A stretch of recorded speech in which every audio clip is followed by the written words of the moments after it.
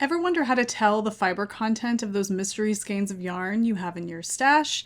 Well, so do I. And today we are going to conduct a little bit of an experiment. This is called the burn test.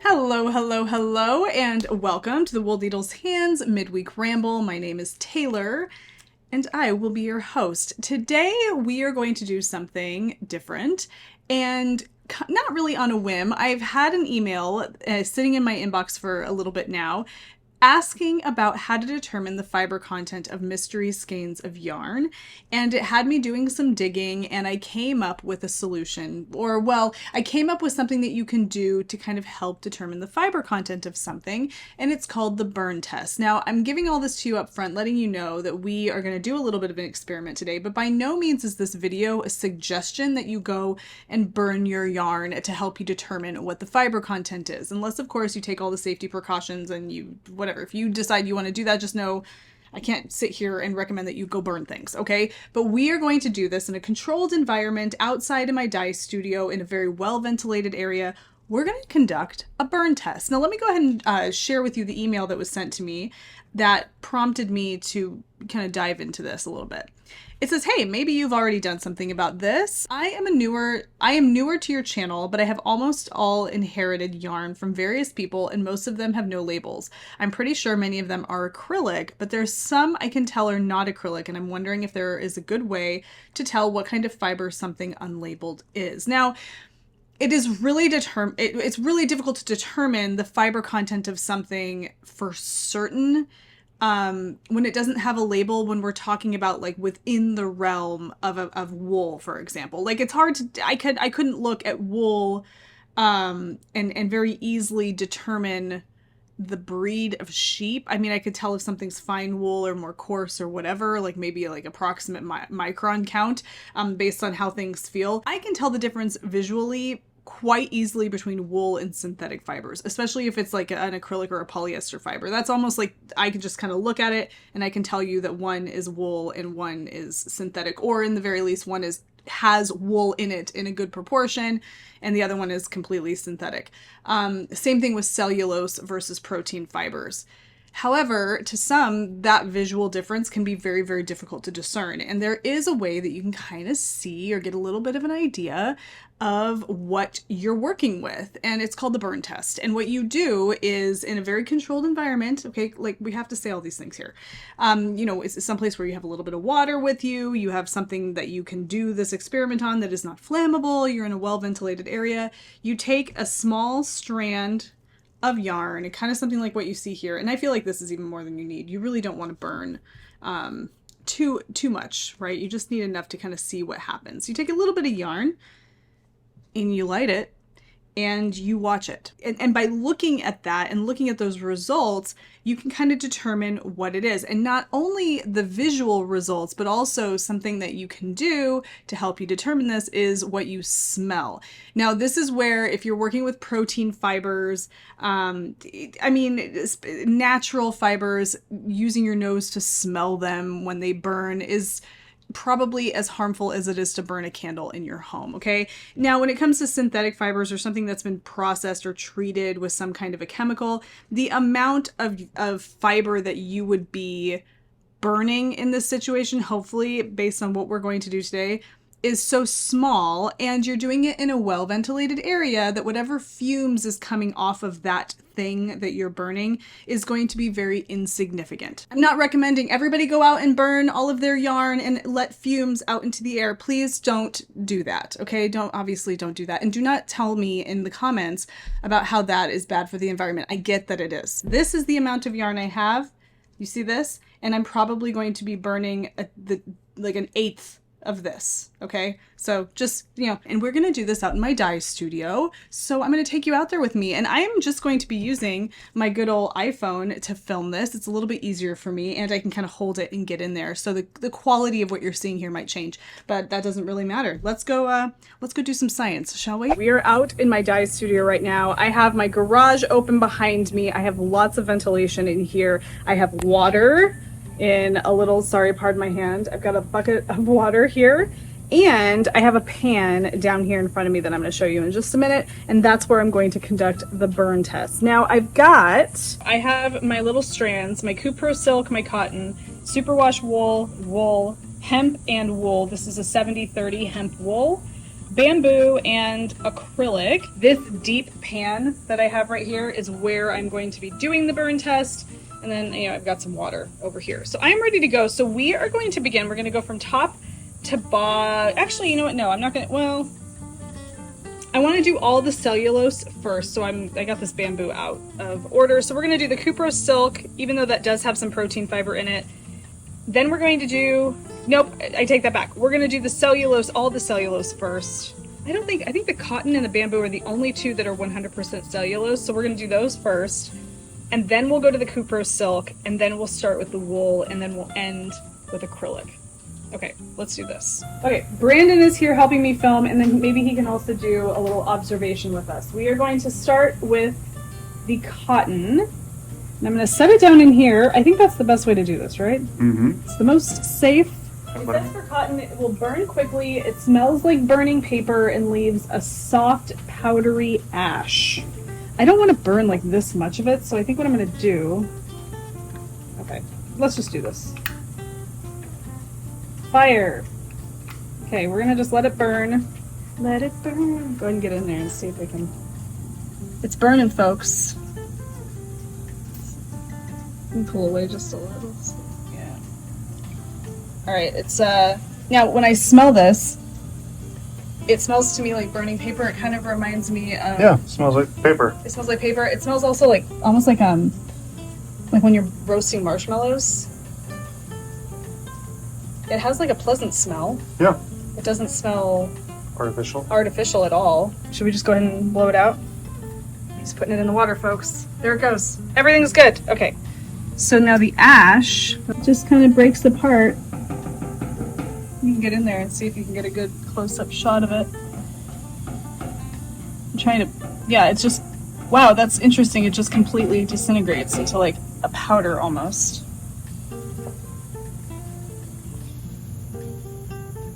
Yeah, like look. It's just a powder. And it says here, yeah, it smells like burning paper and leaves a soft, powdery ash. Okay, so that is cotton. Now let's do the next one. And the next one is bamboo. So here's our bamboo. This is a plant-based cellulose fiber from bamboo. It's actually like a viscose. Burn like grass.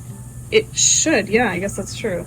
It says here, bamboo burns quickly and steadily, smells like burning paper or wood, leaves a fine, soft, and gray ash that is easily crumbled, and the flame is bright and doesn't melt, but it might char.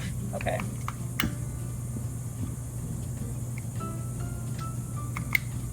There it goes. Wow, that does burn fast.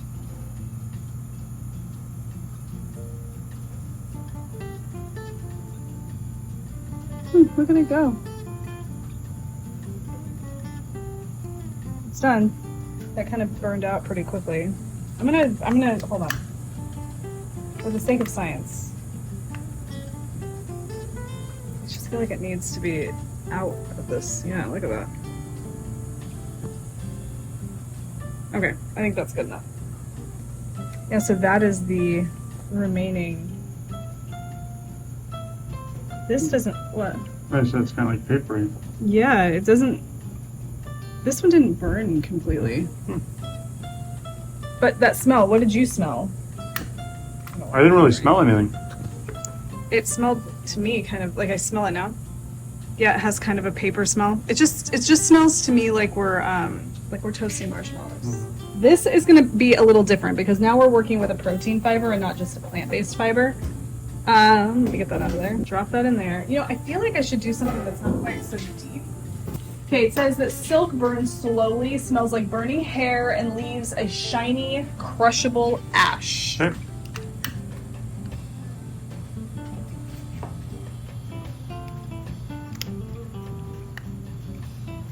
Looks like a pretzel.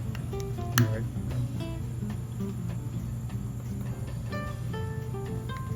Oh, it does smell like hair. You smell that? A little bit, yeah. Oh, it does. Look at the yellow that was left behind. Do you think that's just from the dye? Mm-hmm. I want to be able to like manipulate the ash, so I'm trying to get it to burn completely. Yep, the smell of burning hair is strong with this one, that is for sure.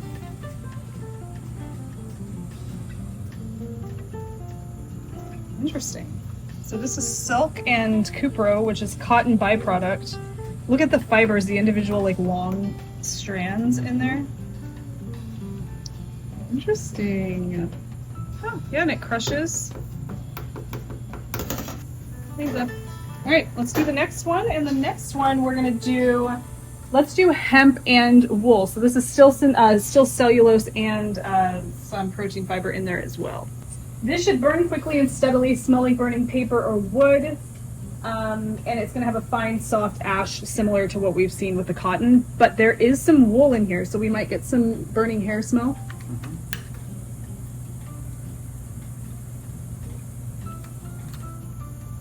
Look how it shrinks. Yeah. And the wool that is in this is non-superwash, so there's no polymer coating to this. I smell the burning hair like immediately. Right. It doesn't burn very well. But yeah, burning hair smell big time. That's the wool. It doesn't like stay on fire, is what I'm Doesn't saying. stay burning. Yeah, you're right. I wonder. There it goes. Oh, now that smells like charcoal, like burning. Oh, it burns pretty quickly.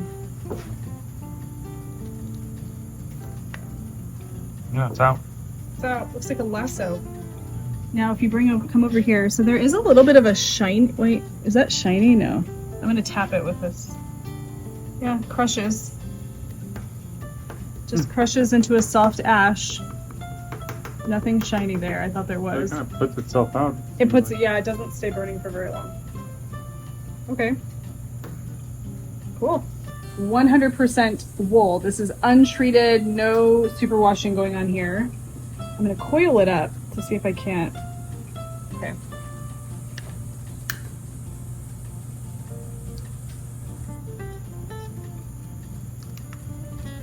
That bubbles. Whoa, look at that. Yeah. Yeah.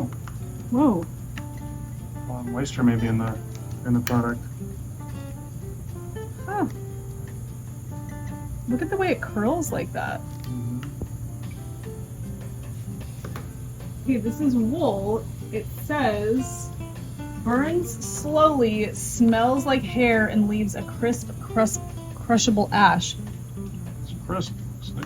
It doesn't burn slowly though. What is that crumbly thing? What's going on with that?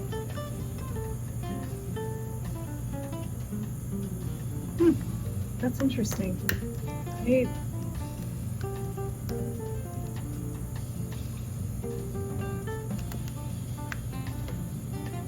Huh. Weird. Yeah.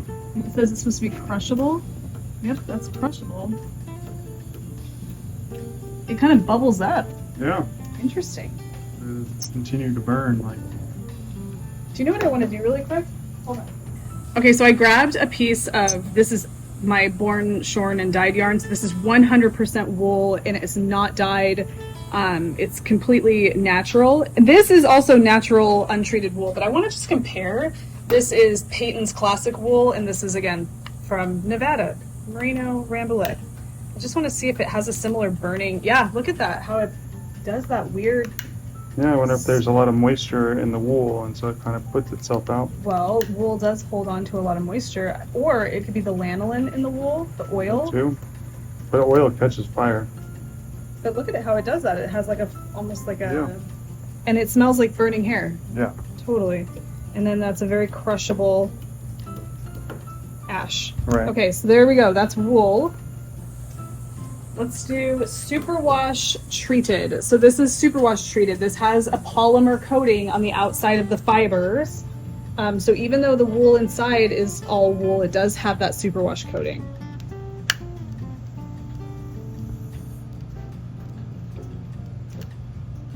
Oh. Oh, you know what that smells like? What does that smell like to you? fireworks? It smells like fireworks. I did not get that smell with the other. But it's doing a similar burn. Similar burn, but it's not breaking apart. And it's not breaking apart like the other wool did because it has that polymer coating kind of holding it together. Yeah. But it does have that like almost, what do they call that? Whatever that Sulfuric? I don't know, whatever that firework smell is, it's definitely there. And again, we're in a very well ventilated garage with the garage door open. See? Okay. And does it crumble, ladies and gentlemen? Wow, look, it doesn't crumble as easily, but it does crumble. But look at how much of the yarn is still intact. Yeah. Almost like that part on fire again. That's crazy. Yeah, so this is the superwash. It's got a coating. Yeah. Interesting. Yeah. All right. Oops, excuse me. I'll get that out of here. For a second. Last but not least is 100% acrylic. Okay, we know that this is made from plastic essentially. Yeah. So we are going to expect it to do something different. And it's going to smell different too. Yep. Okay, so this is kind of doing what I always thought it would do, because I remember when my dad would have ropes out at the lake and he would need to cut a rope and add kind of an end to it that wouldn't fray, he would burn the end and that would turn into almost like a hard bead. Yeah. It says that this is supposed to melt and burn. It smells like burning plastic and leaves a hard bead when it's finished. Yeah, I'm kind of getting the, I'm getting the burning plastic smell. Yeah. A little bit of like a chemical smell. Yeah, it stopped burning. Definitely hard. Yeah, I can't crush that. Like I'm pushing on it with the end of the lighter. I'm not using the most like sophisticated tools. Yeah, okay, so look. Can you get on that? That right there, I can't crush. It's cool to the touch now, and it's just like a bead of plastic. Mm-hmm. I want to look at how it shrinks in on itself. There's no sizzling, it's just melting. Yeah. That's what you expect out of a plastic paste. Oh, that really... Yeah, look at that. Wow. And that's just shriveling up. There it goes. Yep, nice little tight ball. I'm gonna stick it in the water for a second. Oh yeah, it sizzles. Yeah, that is just... There's no breaking that. That is like a piece of plastic now. Yep. Here we have it. All right, so we've done it. Let's take this back inside where it's not so muggy. Okay, we are back. That was so muggy and just hot out there, but that was really fascinating. I kind of expected a lot of those results. The only thing that caught me by surprise was how the wool fiber kind of sizzled. It really kind of caught flame and then had a lot of sizzling action and then fizzled out. I thought the acrylic yarn was very predictable. We know that it's made from a plastic, and so if you're going to burn it, it's going to melt and then it's going to harden into a plastic, like bead kind of, and that's what we could have predicted, right? In terms of like how hot these things burn and whether or not something smolders or whatever, I can't really, obviously we're not doing like that kind of stuff here, but this was interesting. It was insightful. If you have mystery skeins of yarn, and if anything you're trying to decide if it is wool or acrylic, there is a distinct difference. Wool had that sparkly little quick burn, but what was left behind, and this is the same in the case of all of the non-synthetic fibers, everything crushed up when it was all burned. The ash crushed to like a fine powder, and that was that. The only thing that really you couldn't crush was the acrylic, because it's a plastic. So that was really interesting. It's a very quick way to tell, okay, is this wool, is this acrylic, especially for somebody who just really needs to know. Maybe they're dealing with somebody who has an allergy or a sensitivity or something, and they don't want to take any chances. So that's kind of interesting. The cotton and the bamboo, those cellulose fibers, had a very distinct burning paper smell, or like if you can imagine a toasted marshmallow smell, and that was very noticeable. And then anything with wool or silk had a burning hair smell, and that was immediately noticeable. It wasn't like you had to really get in there. I could smell it right away. The acrylic you could tell there was a little bit of a plastic smell, but it wasn't super pungent. I didn't burn a lot of it. And again, we were in a very well ventilated room, so it was kind of hard to tell. But yeah, so I thought that was interesting. Thank you for entertaining me in this little thing. I was curious about it once I received the email. I hope the person who sent that email is watching, and maybe this person might be looking more for like fiber content in terms of like how much merino, how much nylon, or how much of it is wool, how much is synthetic. And that's a really hard thing to determine without some kind of a microscope and really understanding what those things look like. The burn test alone isn't really going to do that. And you probably don't want to go into like the soluble realm where you're using bleach to try to see how much of it dissolves, because wool dissolves in bleach, that kind of thing. That's a little intense. But this test, at least when it comes to determining if something is synthetic or wool, or if it is a protein or cellulose fiber, this seems to work. And it's quick. And if you have, an area where you can do it safely, it's safe. And I think that was kind of cool. That would be something interesting to do with my boys. Take them outside and show them that there are things burn differently depending on what they're made of and their fiber content. My little science loving heart just liked that. That was cool. So anyway, I hope you guys enjoyed that, took something away. And if you did, don't forget to give the video a thumbs up. Definitely subscribe, click the bell icon so you can be notified anytime I upload new content. And if you're really into books and book reviews and reading and all of that, check out Good Books Lately. It's a channel that my husband and I host where we share all the things that we're reading. But until I see you again on Sunday's episode of the podcast, happy knitting, happy making, happy whatever it is you're doing. Take care, be well, and I will see you soon. Bye.